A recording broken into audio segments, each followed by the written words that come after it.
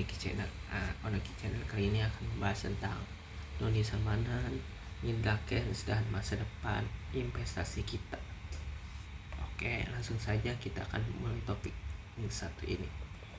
Nah, beberapa waktu lalu dua afiliator trading berbasis binary option yakni Doni Salmanan dan Indra Kents ditangkap polisi karena kegiatan investasi ilegal yang mereka lakukan.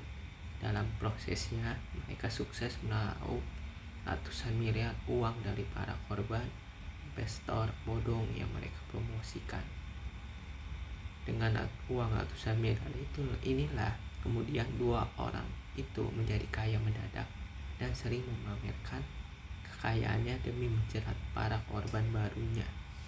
Nah, itu investasinya. Doni Salmanan dan Indra Kents mungkin amat paham alat pemasaran yang paling ampuh untuk menjerat calon pelanggannya adalah dengan memamerkan harta koleksi mobilnya yang mewah dan melimpah. Terbukti metode pemasaran tersebut sangat efektif untuk menjerat ribuan korban dan menyetor ratusan miliar dari mereka.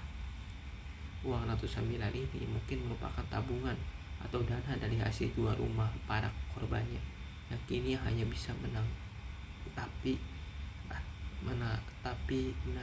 kerugiannya. Lalu apa pelajaran yang bisa kita petik dari kasus ini bagi masa depan investasi kita? Nah, ini yang paling harus digarisbawahi guys, yaitu adalah 3 keping pelajaran berharga yang bisa kita ringkus dari hasil perampokan ratusan miliar yang amat mencengangkan ini, sebab korbannya justru dengan senang hati menyetor uangnya kepada para perampok berkedok investasi abal-abal itulah. Yang pertama adalah mentalitas ingin kaya cepat adalah racun yang amat mematikan. Ribuan korban King Salmanan dan Indra Kents dengan senang hati uangnya dirampok hingga ratusan miliar, sebab semuanya sakau di sini adalah kesadaran otak para korban ini telah terjebak dalam mentalitas yang amat mematikan, yakni mentalitas ingin kaya secara instan tanpa kerja keras. Nah, itu dia mentalitas ingin kaya secara instan guys. Ini pelajaran kunci yang layak dipetik bagi masa depan investasi kita. Kalau ingin sukses melakukan investasi, kita justru harus membuang nafsu ingin kaya mendadak.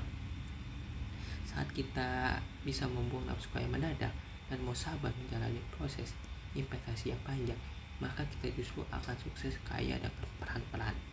Seperti itulah yang pertama kita ambil. Dan yang kedua adalah literasi finansial yang termehek-mehek.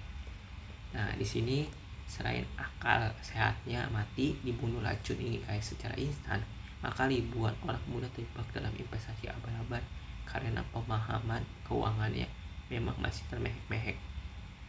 Dalam pemahaman risiko investasi, dalam jagat investasi di sini juga dikenal dengan risk versus return investasi. Artinya saat kita ingin imbal hasil yang tinggi, naik 2 kali lipat dalam sebulan, maka risiko kehilangan uang juga pasti sangat tinggi. Prinsip ini bersifat mutlak, jadi tidak beda dengan formula 5 tambah 5 sama dengan 10. Nah, itu. Nah, sayangnya banyak orang yang tidak paham prinsip risk versus return ini. Kenapa? Belum paham? Mungkin karena memang selama ini malas mempelajari atau baca informasi tentang prinsip investasi yang aman, maunya info abal-abal, atau ya bisa dibilang proses edukasi keuangannya belum berhasil sehingga jutaan orang tidak menyadari prinsip resiko ini. Jika kita ingin masa depan investasi kita aman dan tidak terjungkal dalam lembah kebangkrutan yang penuh duka seperti ini, maka kita mesti mengenal prinsip risk versus return ini. Saat kita mau investasi, perhatikan potensi return versus resiko kerugian yang menghadang. Apakah potensi return sebanding dengan level risiko yang ada atau tidak.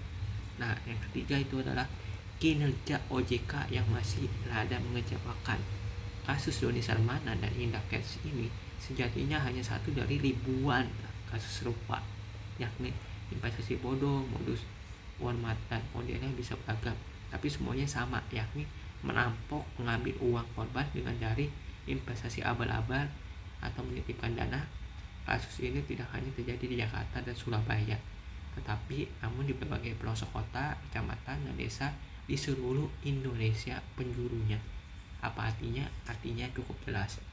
Proses edukasi literasi keuangan OJK masih amat jauh dari harapan.